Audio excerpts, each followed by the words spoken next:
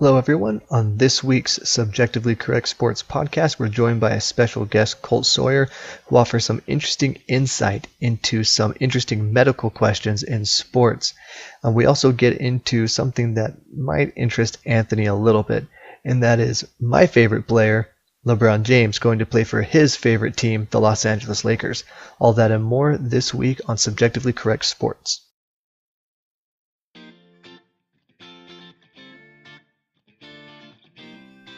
Okay, so I saw this news story today that I thought was rather interesting.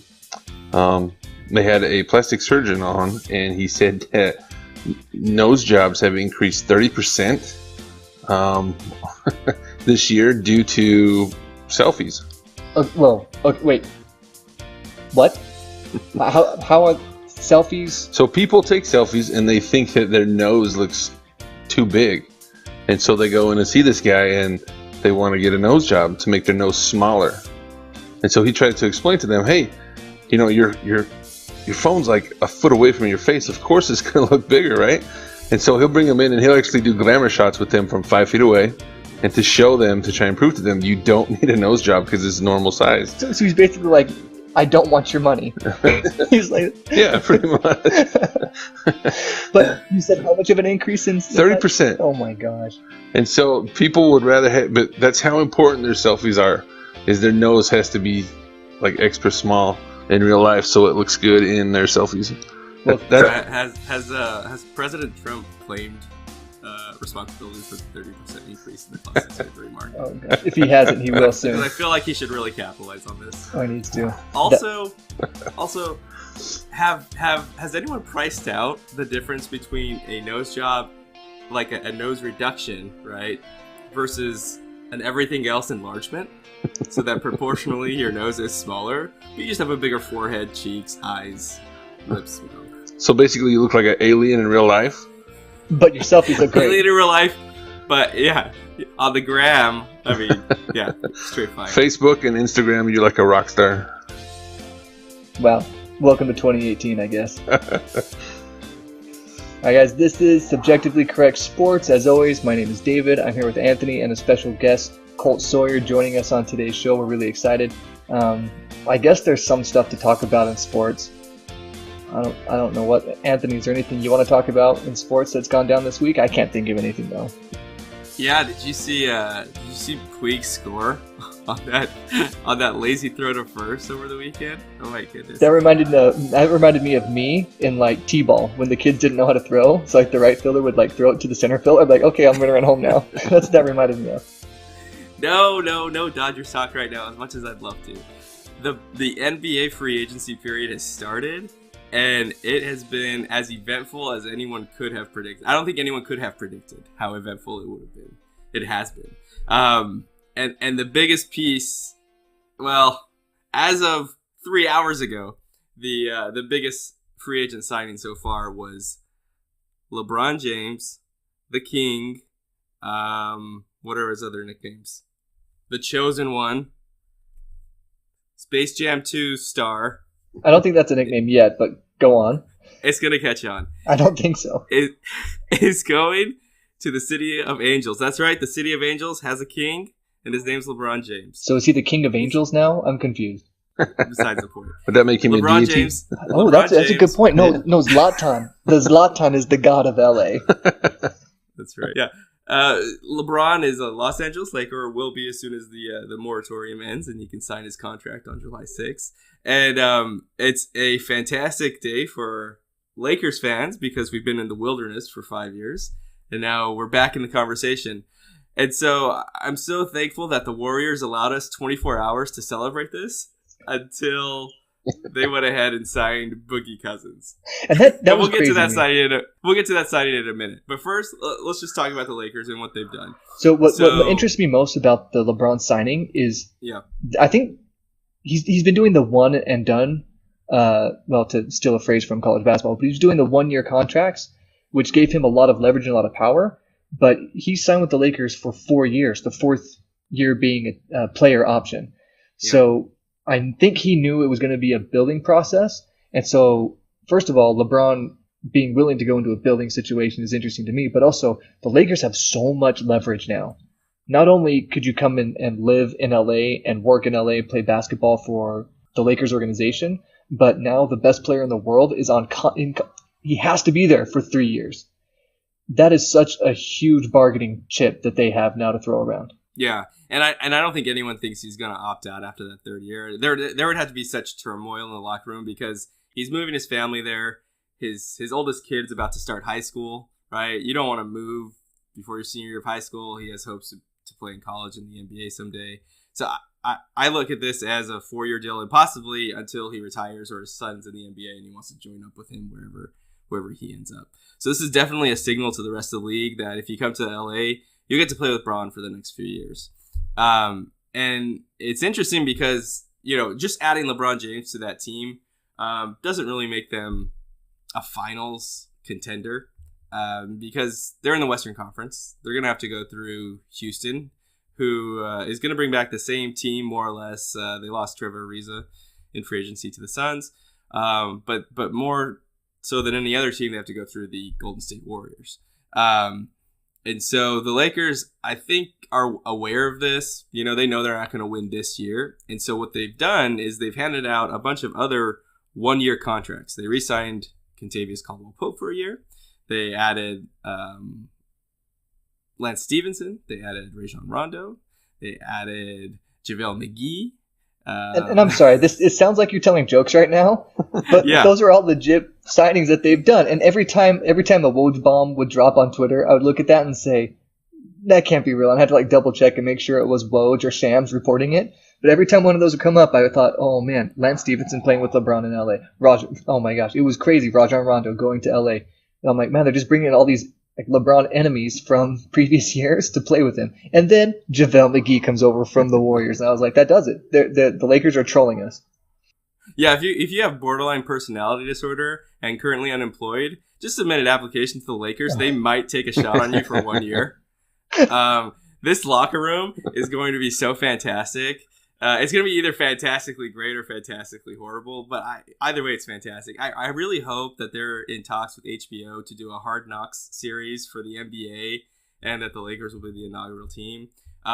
There's just going to be so much to talk about with them. I don't think, like I said, I don't think they're going to win the championship this year, but they've set themselves up to add another max free agent next offseason. All signs point to that being Kawhi Leonard unless they soon get trade for him before then. And that, to me, is when it gets interesting. Like, this year for the Lakers isn't that interesting. In fact, when I saw that Boogie Cousins went to the Warriors, I thought, you know what? This season's over. Good luck in 2020, everybody. But 2019 looks like it's going to the Warriors. Do you think that Boogie Cousins and Draymond Green can be together? Dude, honestly, I didn't even think about that. But I mean, there's two strong personalities. I think they can make it work, especially for at least just one season, right? And Boogie Cousins isn't even going to be back until probably January or February, so he's really going to be playing with the team for 4 months at the most. And whether or not he stays past this 1 year, I don't know. But I think at least the first season they can get through it. The big thing with them is going to be health, right? So they don't have a deep bench at all. So if any one of their starters goes down, and especially before Cousins comes back, I think they'll be vulnerable. I think there's a legitimate possibility they don't have the best record in the West, just like they did this year. Partly because they're just not as motivated, but they also have players who are somewhat injury prone, especially Steph Curry. So yeah. We'll see. We'll see how the regular season shakes out, but assuming everyone's healthy once the postseason comes along, there's really no way to stop them. I don't think so. And except we keep saying that, but then I look back at the Western Conference Finals this last year. They were legitimately lucky to get to the finals. The way the Rockets missed 27 3-pointers in a row, I think we brought it up on last week's show or the week. I don't remember when we brought it up, but that is the odds of that happening are astronomically small. That the Rockets, that team would miss 27 3-pointers in a row. That's insane. And the fact that Chris Paul gets injured, right? If that doesn't happen, we're talking about very different things happening right now throughout the league. But the Warriors are vulnerable, and the Rockets showed us that. But if Boogie Cousins can gel with this team, if he and Draymond can stop punching people and kicking people in the crotch long enough to play basketball, they're going to be a really difficult team to beat next year in the playoffs. They're going to set the record for technical fouls next year. Oh, before Christmas. Before Christmas. And all this, we have to remind ourselves, he's coming back from an Achilles injury. He's likely not going to be 100% at any point next year, and maybe not ever again. But 70% DeMarcus Cousins is still an upgrade over JaVale McGee. Whoa. Just calm down. Be careful, because I don't know of anybody who would agree with you on that. I really feel like the Warriors, they said a few years ago, we're light years ahead of everybody. And then when LeBron went over to LA and I saw how much cap room they had and how much room they were going to have for the next... What? What does that mean? They're light years ahead of everyone. I don't know. Their GM said that. What they have are they have an incredible amount of luck. First of all, okay, they have good drafting. They drafted really well. They drafted Steph Curry. They drafted Klay Thompson. They drafted Draymond Green. Very good drafting. Okay, but Steph Curry, before he was about to get paid, has a severe ankle injury, deflated his value, so he was on a super team-friendly contract. There was a cap bump in 2016, which allowed, because of Steph's lower contract, they were able to bring in Durant with a respectable amount, not a max, and it took him being willing to take less. Klay's taken less, Draymond's taken less, everyone's taken less, so they've had buy-in from the players. So what is that? What makes them light years ahead? Is that their players say, "Okay, we'll take less money"? So I don't think it's like a coaching thing. Their scheme isn't like that complex, They run a lot of cuts and they shoot open threes. What does it mean they're light years ahead? They have all the best players. Each of their starting five next season is an all-star this season, right? So I don't know. That's my. How do you get your players to buy into taking less money? Who do you attribute that to? Well, one thing's for sure, Melo's never going to do that. Melo gonna mellow. But honestly, I feel like there are players that get to a certain point in their career where they have money, they have endorsement deals. And so the money they make from basketball isn't as important to them. So then they say, okay, I want to look to solidify my legacy as a basketball player. So that's when they look for the championships. So why did George Paul sign with Paul George? Yeah, sign with Oklahoma City? You know what? I have no idea. I don't think he knows. I don't think his agent one quite knows. He woke up the next morning asking himself the same question. Right? I thought it was like fake news.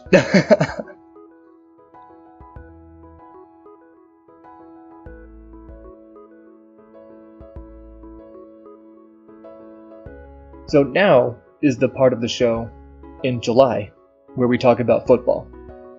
And I think the only reason we talk about football in July is because World Cup football. Oh, no, I'm talking about American football, like pads and helmets and tackling and stuff. The one with the oval-shaped ball that's brownish. They call it the pigskin. The one with the pointy ends? Yeah, the pointy end one. Are we on the same page now? I'm familiar with that. You're familiar with the pointy ball? Mm-hmm. Don't get it confused with the rugby ball. My dad always described that as a pregnant football. It's because it's round. Anyway, so the NFL has released a new rule that I think is going to really change the game, and I also don't know how they're going to enforce it.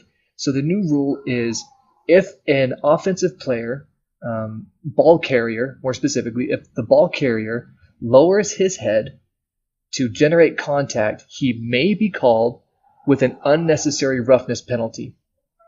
And when I thought about my days playing football, when I thought about all the time playing football, I thought I wouldn't know how to carry the ball.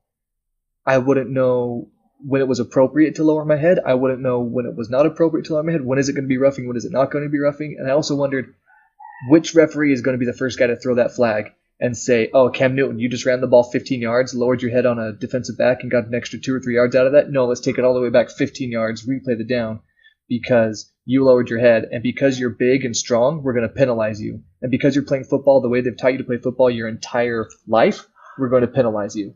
So I honestly don't know what this rule is going to do to the NFL, and I honestly don't think the NFL knows what it's going to do. So help me out here. Someone help me out.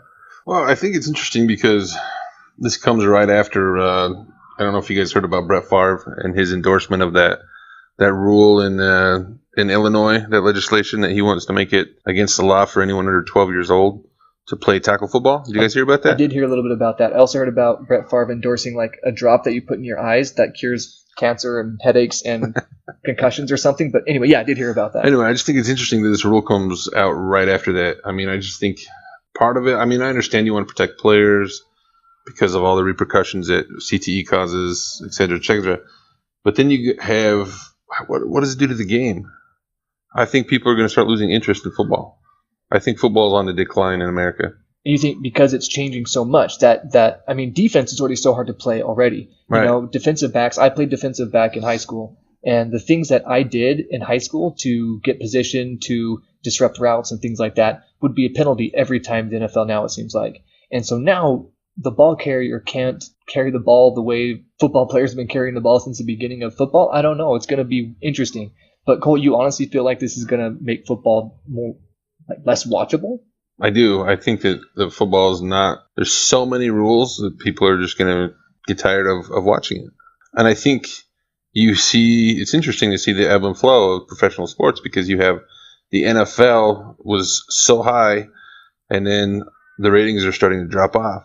I mean, you can relate that to, you know, the players kneeling. You can say it's because of all the rules. You know, maybe it's all of these things.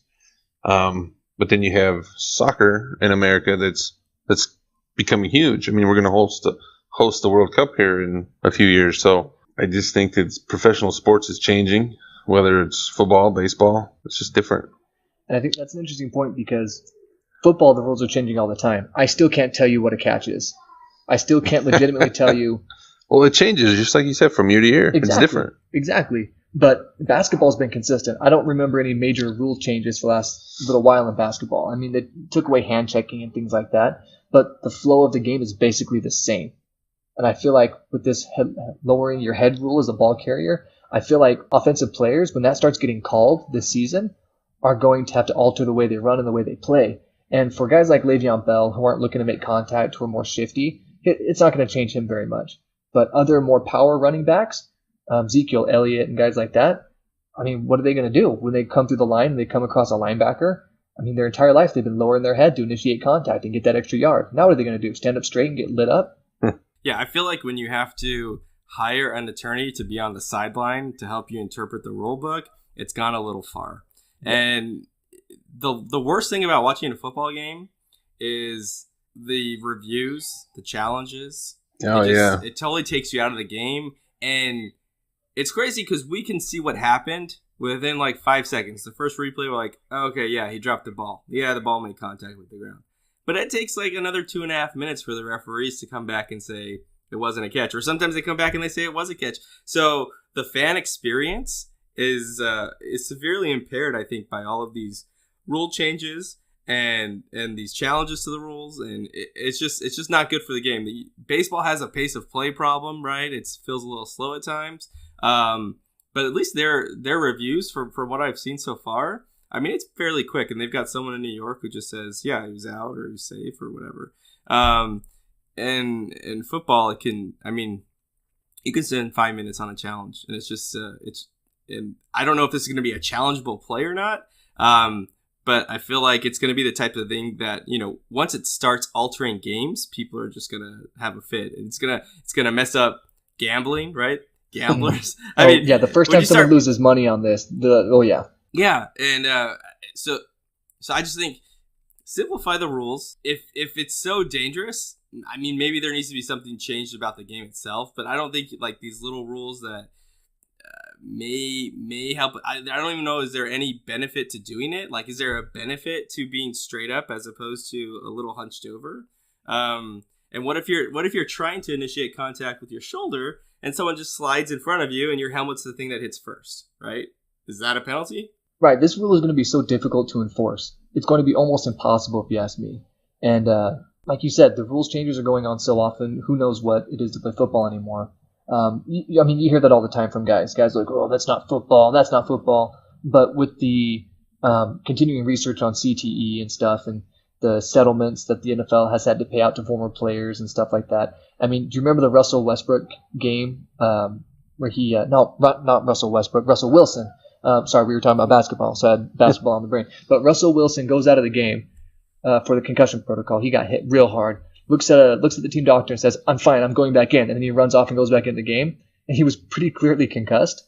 I mean, all these things going on, and the NFL is trying to protect that image. Like, okay, no, we're a safe sport. We're a safe sport. Your kids can play football. When in reality, they're playing an inherently dangerous game. Right. So you're trying to take a dangerous game and make it less dangerous. Well, then it's not the same game. That's like, giving a gladiator a Nerf sword. Also, it made me think of the pace of play thing. Football has generated this amazing myth about its pace of play. There is so little action in football, but we tolerate it. And I don't know why. I mean, between every play, there's a 40-second clock or a 25-second clock of dead space where nothing is going on. But for some reason, we tolerate that. But then we want a pitch count in baseball.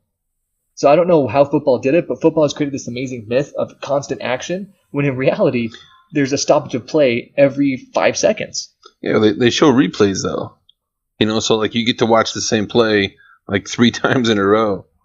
So I mean, I think. So you're saying, Colt, it's more in the production. So yeah, it's more like in the way we're viewing it rather than the game itself. Because right. I mean, poor baseball. The only thing it can do is show the last interesting play that happened, and that could have been 5 innings ago.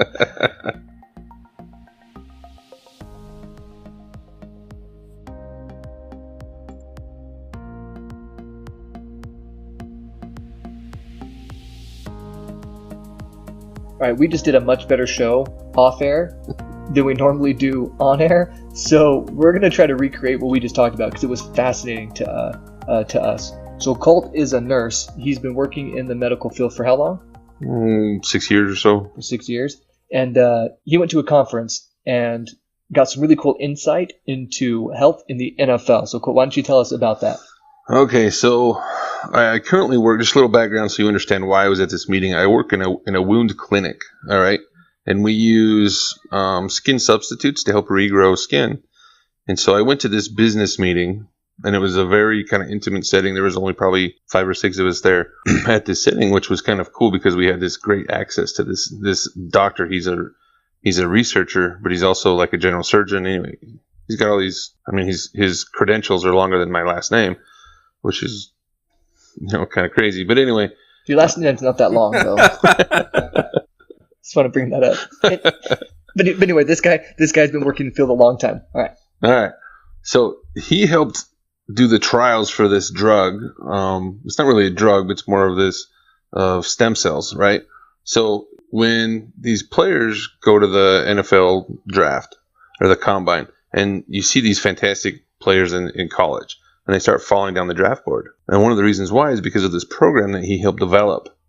And so they'll take blood samples, they'll do EKGs and all these medical tests on these players to be able to determine how long their careers are going to be and how much stress they think their body can handle. So this program is basically a list of like ranges where those tests need to come back at in order to show that this player can handle the stress of an NFL career? Absolutely. Okay. Yep.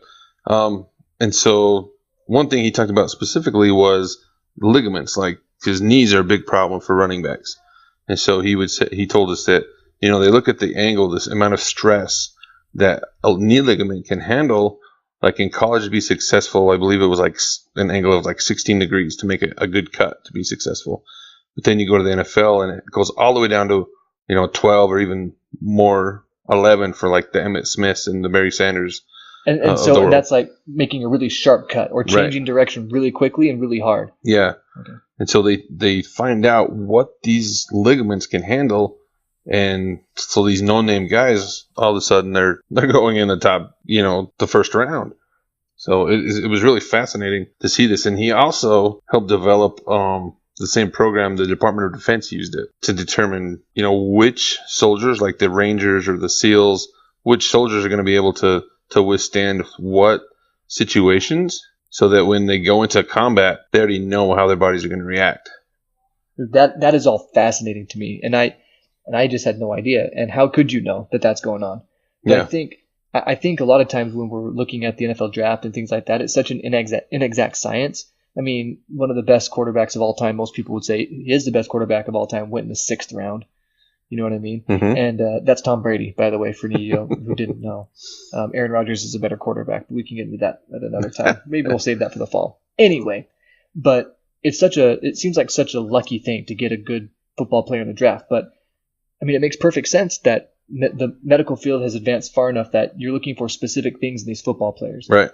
And that makes sense to me. Yeah, that little sign that you see on all their on their Under Armour shirts that you see over there where you think their heart would be.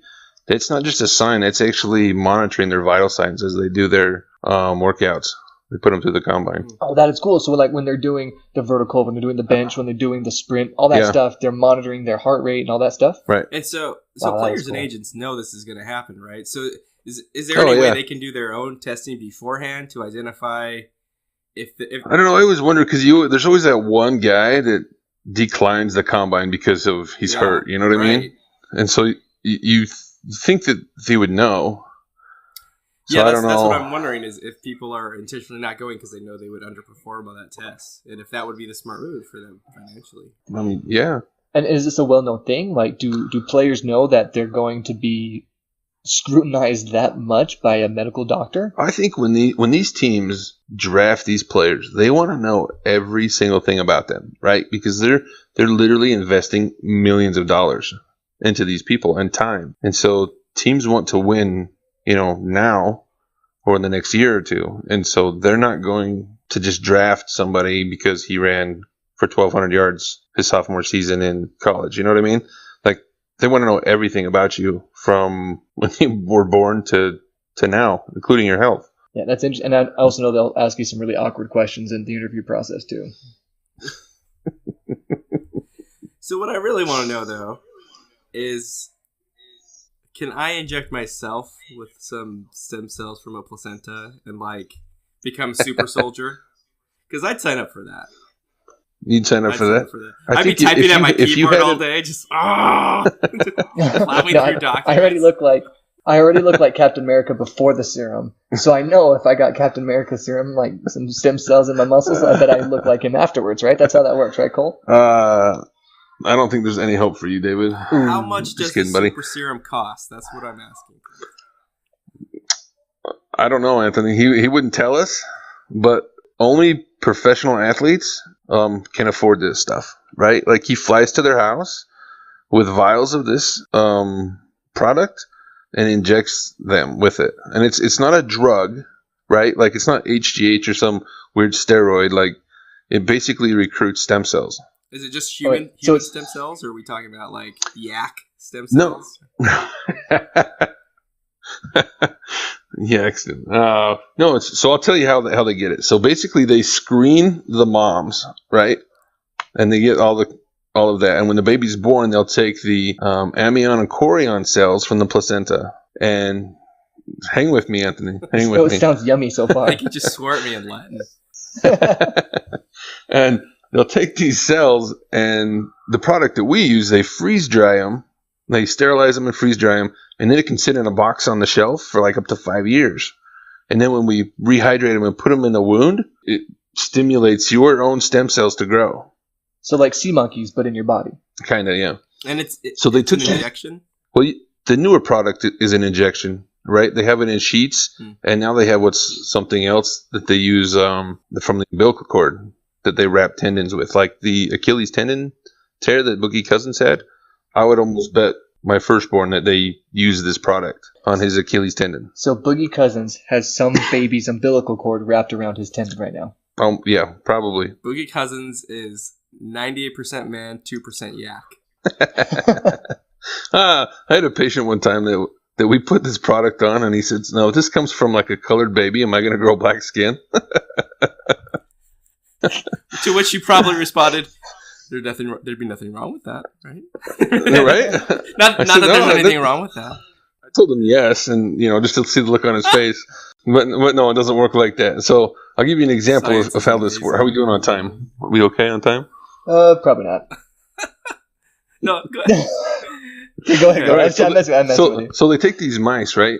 They've totally wiped out their immune system, right? And they shave each side of both mice, take a chunk of flesh out of them, and then they sew them together, right? And so now you have 2 mice sewn together. And then they'll take this product and they put it on one mouse, and then within a couple of weeks they tested the other wound in the other mouse, and the stem cells had migrated to this other wound. And so with no immune response at all. And so that's why this product is so great, and they can use, because they can use it on these athletes because there's no immune response. It's different than you're taking tissue from somebody else and you're implanting it into yourself or whoever. Right, and normally, in a lot of cases, the body, the new body where the organ or the new material is, will reject that as being from somewhere else and attack it, right? That's what you mean by immune response, yeah. And normally they're on these crazy anti-rejection medicines, but there's none of that with this. And so, the sports world has discovered this and they're utilizing it. And that's why Tommy John surgery, the recovery is 9 or 10 months rather than 2 years, Right, that's great. And it probably also explains why Adrian Peterson was able to come back so strong from his ACL tear, right? Right. Crazy. So, stem cell powered athletes. We thought Big Mac and Sammy Sosa on the juice was bad. I say allow it all. Let's go with steroids. Let's all eat HGH. Let's inject ourselves with grizzly bear stem cells. And let's just do this. Let's get weird. Let's get super athletes. Ratings will go through the roof. Any sport, I don't care. You get the handball championships in Napa, California are going to be must-watch TV. So legalize it all. Let's all get yoked. Yeah, I can't wait for HGHOs. Yeah, the next athlete sponsor. That sounds like Cheerios. Exactly. Eat it for breakfast. That's right.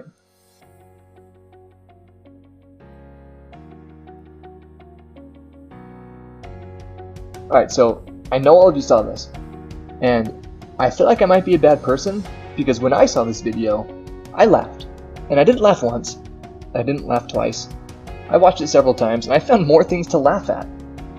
And it was like Malice in the Palace, except it was the Philippine national basketball team and the Australian national basketball team in a huge brawl at the FIBA World Cup qualifiers. And at one point, a chair was thrown. At one point, so these one of the two Philippine teams were players brawling in the middle of a game. Yes. Okay, Yeah. so one of the players from Australia comes down the lane and maybe throws a little bit of an elbow, or maybe it was a Philippine guy. I don't remember. I think it was a Philippine player throws a little bit of an elbow in the lane. Words were exchanged. Someone gets shoved, and all of a sudden, a haymaker comes from somewhere else, and then Thon Maker's doing flying kicks from out of the screen into the screen. It looked like an action movie, but really poorly done. And then chairs are flying in one spot, and then afterwards, the Philippine national team, you know what they did after the brawl? They took a selfie. Is that right? Yeah. So was anyone seriously hurt? Because when I watched it, I couldn't laugh at it because some of the images were an Australian player down on the ground surrounded by 10 other people who are kicking and punching him. So I was like, oh my goodness, someone's severely injured here. But if you tell me no one was severely injured, I'll rewatch it. So here's the thing. If one of these guys was severely injured, I think I would still laugh, and that's why I think I'm kind of a bad person.